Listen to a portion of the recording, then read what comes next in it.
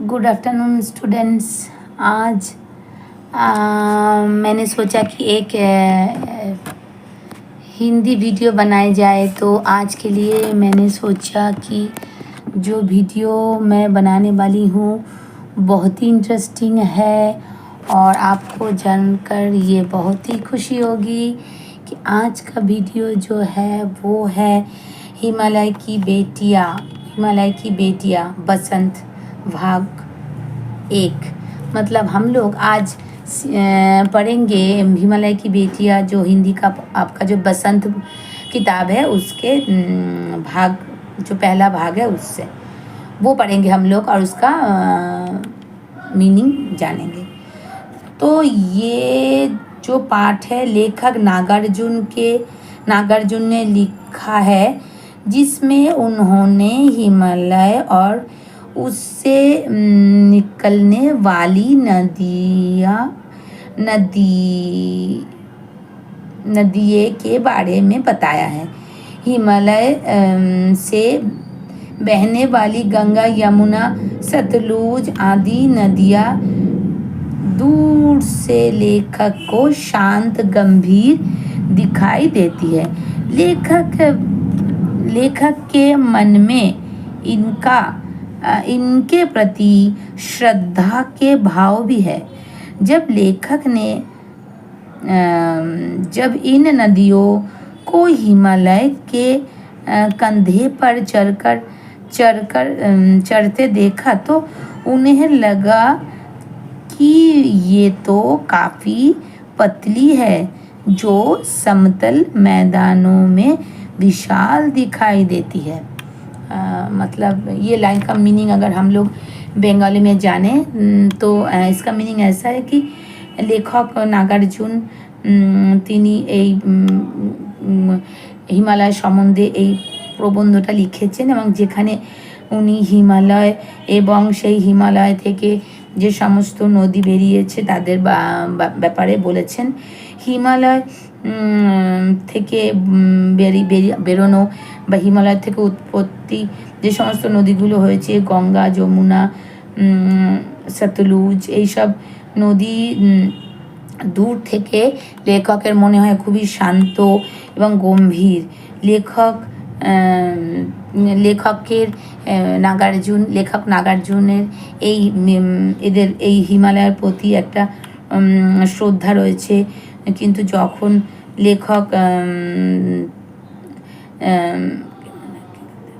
যখন দেখেছেন লেখক যে হিমালয়ের কাঁধের উপর এই সমস্ত নদীগুলো চড়তে দেখেছে, এবং তখন হিমালয়কে লেখকের মনে হয়েছে যে এটা খুবই পাতলা, এবং কারণ হিমালয় এই নদীগুলো খুবই পাতলা। এই হিমালয়ের মধ্যে দিয়ে হিমালয়ের পাহাড়ের আঁকে বাঁকে বিভিন্ন বাঁক দিয়ে এই নদীগুলো নিচে নেমে আসে, কিন্তু খুবই পাতলা লাগে তখন তাকে। কিন্তু যখন নিচে নেমে আসে সমতল ভূমিতে, তখন এটাকে বিশাল লাগে, এই নদীগুলোকে বিশাল লাগে। Okay, that is the first stanza. Now the second stanza. लेखक को हिमालय की इन बेटियों की बाल लीलाओं को देखकर आश्चर्य होता है। हिमालय की इन बेटियों का न जाने कौन सा लक्ष्य है, जो इस प्रकार से बेचैन होकर बह रही है। नदियाँ बर्फ की पहाड़ियों में, घाटियों में और चोटियों पर लीलाएं करती है। लेखक को लगता है देवदार, चीर, सरसों, चिनर आदि के जंगलों में पहुंचकर शायद इन नदियों को अपनी बीती बातें याद आ जाती होंगी। तो कवि नागार्जुन बताते हैं कि लेखक বলছেন যে হিমালয়ের এই সমস্ত যে মেয়েদের কথা বলেছেন, কবির মতে গঙ্গা, যমুনা, সতলুজ এরা সব হিমালয়ের নদী, এবং এই সমস্ত নদীগুলোকে লেখক বলছেন হিমালয়ের নিজস্ব মেয়ে। এবং এই মেয়েদের কথাই বলছেন কবি, এবং তিনি বলছেন যে এই হিমালয় থেকে যখন এরা নিচে নেমে আসে তখন এরা যে কত রকম খেলা খেলে, এবং এটা দেখে কবি একেবারে আশ্চর্য বিমুখ হয়ে আছেন। হিমালয় তার মেয়েদের হিমালয়ের এই মেয়েদের কি জানি কি এদের উদ্দেশ্য, যে এরা এরকম অস্থির হয়ে বয়ে যাচ্ছে, এত চঞ্চল কেন এরা, কোথায় এরা বয়ে যাচ্ছে, কোথায় এরা পৌঁছাতে চায়, এদের জীবনের উদ্দেশ্যটা কি। এই সমস্ত নদী বরফের পাহাড়ে তার আনাচে কানাচে সেই পাহাড়ের চূড়ায় খেলতে খেলতে বয়ে চলেছে। এবং লেখকের মনে হয় যখন এই নদীগুলো বিভিন্ন রকম জঙ্গলে, বিভিন্ন রকম গাছের বিভিন্ন জঙ্গলে পৌঁছায়, দেবদারু, সর্ষে, এরকম বিভিন্ন যে কাঠের যে জঙ্গল আছে, যেসব গাছ থেকে আমরা লাকড়ি পাই, মানে উডেন ফার্নিচার পাই, সেই সমস্ত জায়গায় যখন নদীগুলো পৌঁছায় তখন লেখকের মনে হয় এই নদীগুলো বোধহয় তার পুরনো দিনগুলো, তাদের ফেলে আসা পুরনো দিনগুলো খুব মিস করে। মানে তারা যখন হিমালয়ের গা বেয়ে নেমে এসেছিল সেই সব দিনগুলো এই নদী খুব মিস করে। सिंधु और ब्रह्मपुत्र दो महानदियाँ हिमालय से निकलकर समुद्र में मिल जाती है। हिमालय को ससुर और समुद्र को उसका दामाद कहने में भी लेखक को कोई झिझक नहीं होती। कालिदास ने अपने मेघदूत में कहा है, मेघदूत से कालिदास का जो लिखा हुआ जो निबंध है, उधर यक्ष ने अपने मेघदूत से कहा है कि बेतवा नदी को प्रेम का विनिमय देते जाना, जिससे पता चलता है कि कालिदास जैसे महान कवि को भी नदियों का सजीव रूप पसंद था। ओके, तो সিন্ধু ব্রহ্মপুত্র এই দুটো যে মহানদী, এই মহানদী হিমালয় থেকে বেরিয়ে যখন সমুদ্রে মিলে যায়, হিমালয়কে তখন শ্বশুর আর সমুদ্রকে এই নদীদের জামাই বলতেও লেখকের কোনো রকম সংকোচ বোধ হয় না। কালিদাস তার গল্পেও তার নিজের সৃষ্টিতেও বলেছেন যে মেঘদূত কে বলেছেন যে বেতবা যে নদী তাকে ভালোবাসা দিয়ে যেও, যার থেকে আমরা জানতে পারি যে কালিদাসের মতো মহান কবিও আমাদের এই হিমালয় থেকে নেমে আসা নদী সজীব যে রূপ সেটা পছন্দ করতেন। काका कालेलकर ने भी नदियों को लोकमाता कहा है। लेकिन लेखक इन्हें माता से पहले बेटियों के रूप में देखते हैं। कई कवियों ने इन्हें बहनों के रूप में भी देखा है। लेखक तिब्बत में सतलुज के किनारे पैर लटकाकर बैठने से वे इससे काफ़ी प्रभावित हो गए। কাকা কালেলকার তিনি এইসব নদীগুলোকে লোকমাতা বলেছেন, এবং কিন্তু লেখক মানে আমাদের এই গল্পের যে লেখক তিনি একে এই নদীদের মাতা না বলে এদের মেয়ে বলাতেই বেশি পছন্দ করেন। এবং এরকম অনেক কবি আছে যারা এই নদীদের বোন বলেছেন, বোনের রূপে দেখেছেন। লেখক তিব্বতে যে সতলুজ নদী আছে তার কিনারে বসে পা ঝুলিয়ে বসে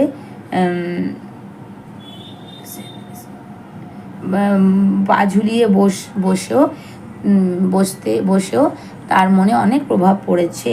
তো some words are there, some tough words are there, we can read the words and understand the meaning. Okay, so संभ्रांत मतलब संभ्रांत means सभ्य मतलब civilized. कौतूहल means curiosity, जिज्ञासा. विस्मय means आश्चर्य means wonder. बाल लीला मतलब बचपन के खेल मतलब चाइल्डिश प्ले और गेम. प्रेयसी मतलब प्रेमिका मतलब लवर. अधिकता, oh my god, just let me read the word. अधित्वकाय मतलब पहाड़ के ऊपर के समतल भूमि मतलब the upper part of the Himalaya. फिर है उपत्यकाए मतलब चोटिया. Okay, top of the Himalaya, top of the hill. फिर है लीला निकेतन मतलब लीला करने का घर. Okay, means for the you can tell the room for the play और the place for the playing. यक्ष को क्या है, कालिदास के मेघदूत का मुख्य पात्र है, main character of Kalidas novel. Okay, पतिदान मतलब वापस. ओके, वापस मतलब रिटर्न.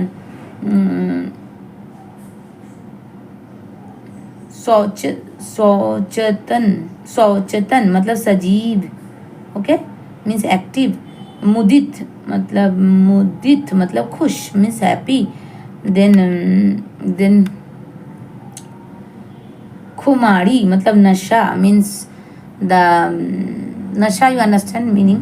खुमारी मतलब नशा means the craziness, you can tell. बलिहारी मतलब कुर्बानी. बलिहारी मतलब कुर्बानी मीन्स सेक्रीफाइस. नदी मतलब नटी मतलब कई भूमिका निभाने वाली स्त्री. नटी मतलब कई भूमिका निभाने वाली स्त्री मतलब the lady who plays several role in her life.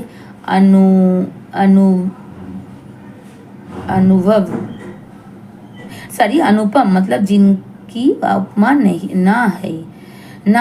अनुपम मतलब which one is not comparable, जिनका उपमा ना है, जिनका कोई उपमा ना है. Okay, so that is the story. So और भी हमें पढ़ना है, थोड़ा और कुछ जानना है इस स्टोरी से रिलेटेड. इस पाठ में किन दो नदियों की विशेषता बताते हैं कवि. इस पाठ में दोनों नदियों की विशेषता कवि बताते हैं, वो है सिंधु और ब्रह्मपुत्र. ओके, सिंधु और ब्रह्मपुत्र. सिंधु এবং ব্রহ্মপুত্র এই দুটো নদীর বিশেষতা এখানে গল্পে कवि बोलेছেন. निबंध हिमालय की जो बेटियाँ, जिसका लेखक का नाम क्या है, इसका लेखक का नाम हमें पता है, वो है नागार्जुन. इस निबंध हिमालय की बेटियाँ के लेखक है. और किसने नदियों को लोकमाता कहा है, इधर हम लोगों ने थोड़ी देर पहले पढ़ा है. नदियों को लोकमाता काका कालेलकर ने कहा है. सो हिमालय को मतलब हिमालय को ससुर और समुद्र को दामाद कहने में कुछ भी झिझक नहीं होती है कवि को. हाँ, तो इसका मतलब तो हम लोगों ने सुना है कि हिमालय के ससुर एवं समुद्र के मीन्स জামাই বলতে কবি কোনো রকম সংকোচ হচ্ছে না. प्राकृतिक दृष्टि से अभी कौन नदियाँ बहुत महत्वपूर्ण है. भौगोलिक और प्राकृतिक दृष्टि से सिंधु और ब्रह्मपुत्र नदियाँ बहुत महत्वपूर्ण है. मतलब कि अगर मतलब इसका बंगाली मीनिंग ऐसा होता है कि ভৌগোলিক এবং প্রাকৃতিক দৃষ্টি থেকে সিন্ধু এবং ব্রহ্মপুত্র নদী খুবই इम्पोर्टेंट हमारे काছে. सिंधु और ब्रह्मपुत्र नदियों के भौगोलिक महत्व हमें पता है कि ये नदियाँ सिंचाई के लिए उत्तम साधन है। ये नदियाँ क्या करती है, मछली पालन और चावल की फसल के लिए महत्वपूर्ण है। ये जो नदियाँ है সিন্ধু এবং ব্রহ্মপুত্র, এই দুটো নদী আমাদের খুবই উপকারী আমাদের দেশে, আমাদের জন্য। কারণ কি, এই নদী কি করে আমাদের হচ্ছে মানে মৎস্য পালন এবং আমাদের মানে আমাদের যে রাইস তার কাল্টিवेशনের जন্য খুবই আমাদের কাছে महत्वपूर्ण। ओके, सो नदिया का जल आदिकाल से ही फसलों के सिंचाई के लिए प्रयोग किया जाता है। एक इसी कारण काका कलेलकर ने नदियों को लोकमाता कहा है, क्योंकि ये माँ की तरह हमारा भारत हमारा भरण पोषण करती है। और नदियों की प्रति हम अपनी श्रद्धा व्यक्त करने के लिए भी लेखक ने ऐसा कहा है। तो मतलब इसका मीनिंग ऐसा हुआ बेंगली में कि নদীর যে জল বহু বছর ধরে আমাদের ফসল ফলানোর জন্য, মানে আমাদের ফসলে জলসেচ করার জন্য নদীর জল প্রয়োগ করা হয়।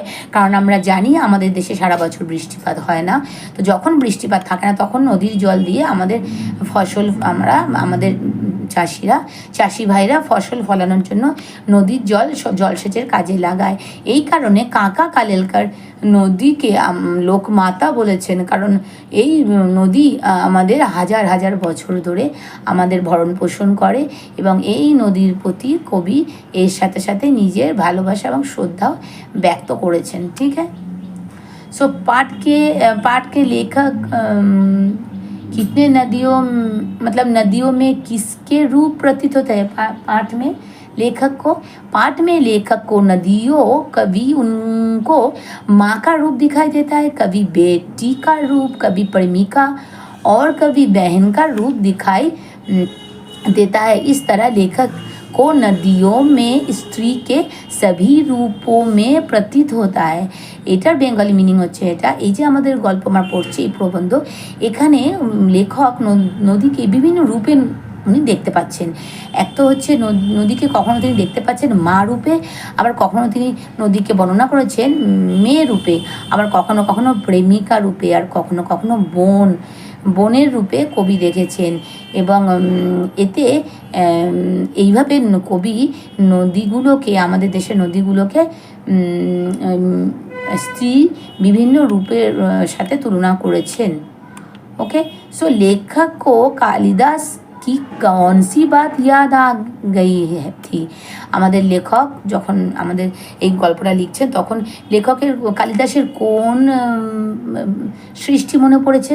कालिदास ने बिरही यक्ष में आपने मेरे मेघदूत से कहा था कि तुम अपने प्रेम का प्रतिदान बेत्रावती नदी करते जाना, तुम्हारी प्रेमिका तुम्हें पाकर अवश्य ही प्रसन्न होगी। लेखक को कालिदास की ये बात याद आ गई। लेखक कालिदासेर বিরহী आई डोंट नो দ্য यक्ष, হ্যাঁ, তো সে বলেছে মেঘদূত কে বলেছে যে তুমি যখন যাবে তখন আমার ভালোবাসা বেত্রাবতী নদীকে বলে যাবে, এবং তুমি তোমার ভালোবাসা বলে যাবে বেত্রাবতী নদীকে, এবং তোমার প্রেমিকা তোমাকে পেয়ে খুবই খুশি হবে। এটা কবি কালিদাস বলেছেন তার মেঘদূত গল্পে। ওকে, এবং এই কথাটাই লেখকের, এই কালিদাস যে বলেছেন এই কথাটাই লেখকের মনে এসেছে, মনে পড়ে গেল। तो नेक्स्ट हम लोग पढ़ेंगे कि कहाँ ये भागी जा रही है, वो कौन लक्ष्य है जिसने इन्हें बेचैन कर रखा है। इस वाक्य का अर्थ भी हमें जानना है। लेखक जब नदियों को देखते हैं तो उनके मन में ये प्रश्न उठते हैं कि ये नदियाँ कहाँ जा रही है और किसके लिए और किसका लक्ष्य क्या है और किसको ये मिलने के लिए बेचैन रहती है। लेखक नदियों को ले देख कर सोचते हैं कि ये नदियाँ समुंदर की ओर जा रही है और समुंदर को ही मिलने के लिए बेचैन रहती है। তো এখানে যে লাইনটা রয়েছে যে এই নদীগুলো কোথায় পালিয়ে দৌড়ে দৌড়ে যাচ্ছে, তো লেখক যখন নদীগুলোকে দেখেন তখন তার মনে প্রশ্ন ওঠে যে নদীগুলো কোথায় যাচ্ছে, তাদের এত অস্থিরতা কেন, এত চঞ্চল কেন, তারা কোথায় গিয়ে পৌঁছাবে, এদের লক্ষ্য কী জীবনে, এরা কোথায় যাচ্ছে এবং এরা কোথায় গিয়ে মিলিত হচ্ছে, এই নদীগুলো এত কেন এক্সাইটেড। এবং এটা দেখে লেখক ভাবেন যে নদীগুলো সমুদ্রে গিয়ে মিলিত হচ্ছে এবং সমুদ্রতে মিলিত হওয়ার জন্যেই এরা এরকম এক্সাইটেড হয়ে রয়েছে। লেখক হিমালয় की बहुत प्रशंसा करते हैं इधर। क्यों करते हैं लेखक, ये भी तो हमें जानना है। हिमालय नदियों का मतलब उद्गम स्थल है। नदियाँ का हमारे जीवन में बहुत महत्व है। नदियाँ हमारी धरती को उपजाऊ बनाती है। लेखक हिमालय के प्रशंसा इसलिए भी करते हैं क्योंकि लेखक को हिमालय यात्रा के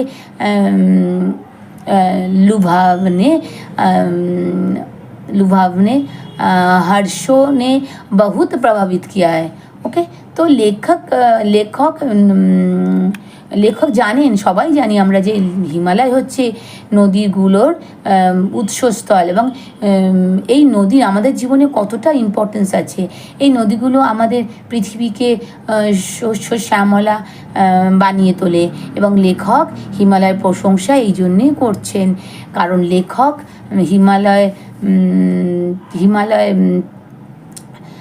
হিমালয়ের যাত্রা, হিমালয় থেকে বেরিয়ে আসা এইসব নদীগুলো দ্বারা খুবই প্রভাবিত হয়েছেন। लेखक नदियों को हिमालय की बेटी क्यों कहते हैं, हम लोगों ने बहुत बार पढ़ा है, फिर भी हम लोग पढ़ रहे हैं। बार बार पढ़ने से क्या होगा, हमें ये जो प्रबंध है पूरी तरीके से याद आ जाएगा।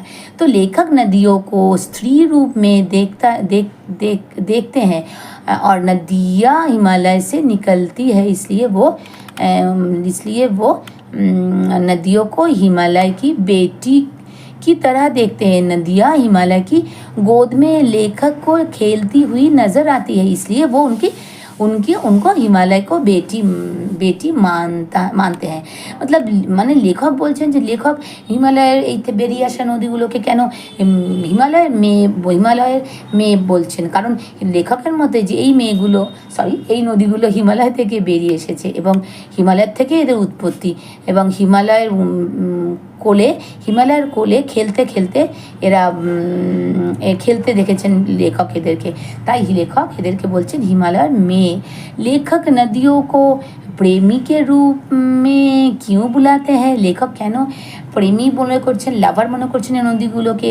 जिस तरह एक प्रेमी अपनी प्रेमिका से मिलने के लिए बेचैन होता है, उसी तरह वो नदियाँ सागर से मिलने के लिए बेचैन रहती है, इसलिए लेखक नदियों को প্রেমী কে রূপ মে বুলাতে হ্যাঁ। এখানে লেখক নাগার্জুন বলছেন যে যেমন কিনা উনি এই নদীগুলোকে লাভার বলছেন, কেন তিনি বলছেন যেমনভাবে একজন লাভার আর একজন লাভারের সাথে দেখা করার জন্য এক্সাইটেড হয়ে থাকেন, ঠিক সেরকম এই নদীগুলো হিমালয় থেকে বেরিয়ে ছুটতে থাকে। এরা ছুটতে সাগরে সাথে মেশার জন্য এরা ছুটতে থাকে, তাই তিনি এদেরকে বলছেন প্রেমিকা। লেখক কো नदियों की कौन सी बात हैरान करती है, লেখক কোন ব্যাপারটা লেখকের মনে হচ্ছে যে মানে কবি অবাক হয়ে যান কি দেখে। जब नदियाँ हिमालय से निकलकर समतल मैदानों में आ जाती है तो वो विशाल रूप धारण कर लेती है।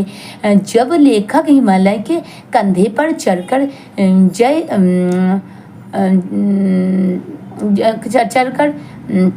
ये हर्ष देखता है तो तो उसे हैरानी का अनुभव होता है।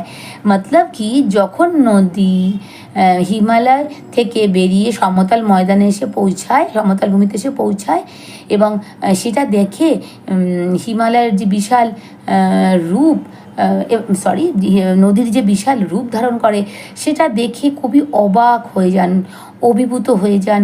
কারণ হিমালয় যখন হিমালয়ের কাঁধের উপর চড়ে যখন এরা যখন হিমালয়ের কাঁধের উপর চড়ে যখন এরা হিমালয়ের পাহাড়ের আঁকা বাঁকা পথে নেমে আসে, তখন তাদের একটা ন্যারো একটা ফলিং থাকে, কিন্তু তারা যখন নেমে আসে সমতল ভূমিতে তার একটা বিশাল রূপ নেয়। এইটা দেখে কবি একেবারে অবাক হয়ে যান।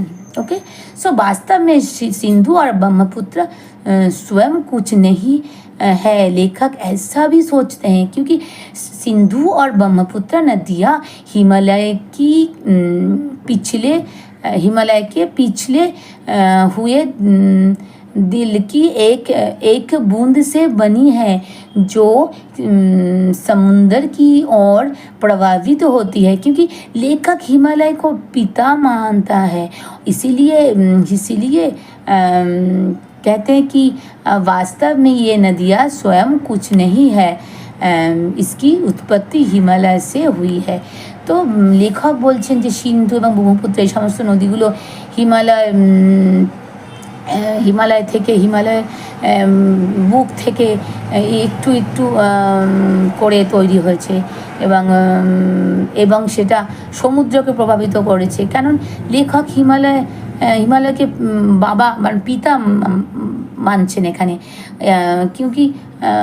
কারণ তার মনে হচ্ছে যে বাস্তবে এই নদীগুলো কিছুই না, এদের উৎপত্তি হিমালয় থেকেই, এদের কোনো অস্তিত্ব নেই হিমালয় ছাড়া, তাই তাকে बाबा बोलছেন। तो हमारे जीवन में नदियों का भी बहुत महत्व है। नदियों के बिना धरती पर जीवन संभव नहीं है, क्योंकि नदियाँ ही हमें पीने से लेकर नहाने तक के दैनिक कार्य लिए पानी देती है और धरती को उपजाऊ बनाते हैं, जो खेती के लिए बहुत उपयोगी है। मनुष्य ही नहीं, जीव जंतु और पेड़ पौधे सब नदियों पर निर्भर करते हैं। नदियाँ पर बांध बनाकर बिजली भी पैदा की जाती है, ये हमारे आवागमन का साधन भी है। बहुत बढ़िया। तो लेखक बताते हैं कि मतलब नदी ছাড়া আমাদের পৃথিবীতে জীবন অসম্ভব, কারণ নদী একমাত্র আমাদের খাবার জল দেয়, এবং খাবার জল থেকে শুরু করে স্নান করার জল, সারাদিনের কাজকর্ম করার জন্য যত রকমের জল লাগে পৃথিবীতে, বা গাছপালা বা আমাদের খাদ্য, আমাদের শস্য উৎপাদন করার জন্য, খেতি করার জন্য সমস্ত কিছু এই নদী জল দেয়। এবং মানুষকে শুধু না, জীব জন্তু পেড় পদে সবাই নদীর উপর নির্ভরশীল আমরা, এবং নদীর উপর বাঁধ বানিয়ে আমরা কারেন্ট তৈরি করি, আমরা বিদ্যুৎ তৈরি করি, এবং আমরা ট্রান্সপোর্ট হিসাবে নদীকে ব্যবহার করে থাকি। तो लेखक नदियों को संबंध महिला की तरह भी देखते हैं, और उनके प्रति लेखक के दिल में आदर और श्रद्धा के भाव है। उन्हें माँ और दादी, मौसी और मम्मी की गोद के रूप में देखते हैं, जिसकी धारा में डुबकियाँ लगाया करता है। लेखक নদীগুলোকে সম্ভ্রান্ত মহিলা মতন দেখেন, তাদের প্রতি লেখকের মনে আদর আছে, শ্রদ্ধা আছে, ভালোবাসা আছে, এবং এদেরকে মা, দাদি, মসি, মাম্মি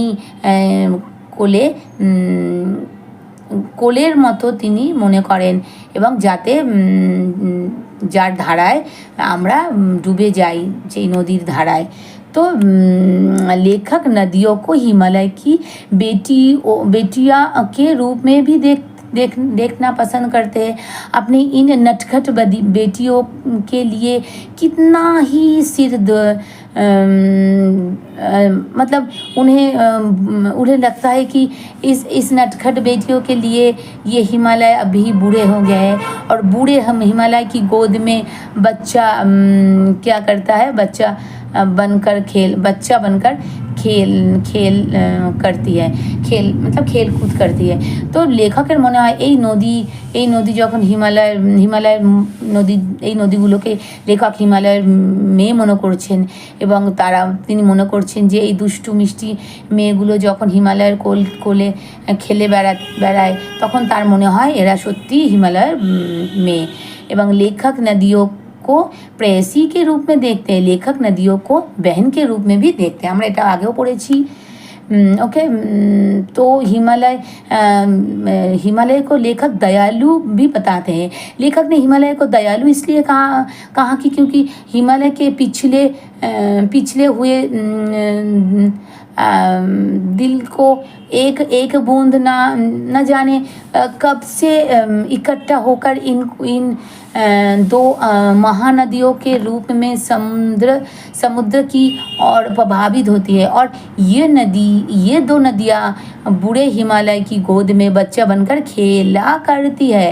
लेखक বলেছেন যে হিমালয় প্রচুর দয়ালু, কারণ হিমালয় একটু করে এক বুঁদ করে জল একট্টা করে একসাথে করে এই সমস্ত মহানদীদের বানিয়েছে এবং এরা সমুদ্রের আকার ধারণ করেছে এক সময় এবং সমুদ্রে গিয়ে সমুদ্রকে প্রভাবিত করেছে। আর এই নদী বুড়ো হিমালয়ের কোলে ঠিক বাচ্চাদের মতো খেলে বেড়াচ্ছে। तो बहुत हो गया, अभी मैंने बहुत बार और बहुत अच्छी तरीके से ये जो प्रबंध है मैंने आपको मतलब एक्सप्लेन किया है। तो आज के लिए बस इतना ही बहुत हो गया। मैं बहुत एक्साइटेड हो गई थी पढ़ते हिमालय की जो मतलब इमोशनल गाथा है, लेखक ने जो लिखा है वो पढ़ते मैं भी इमोशनल हो गई थी। तो अभी के लिए बस इतना ही। अगर आपको ये मतलब हिमालय की बेटियाँ स्टोरी पसंद आए तो ज़रूर लिख दीजिएगा। आज के लिए बस इतना ही और thank you for watching my videos.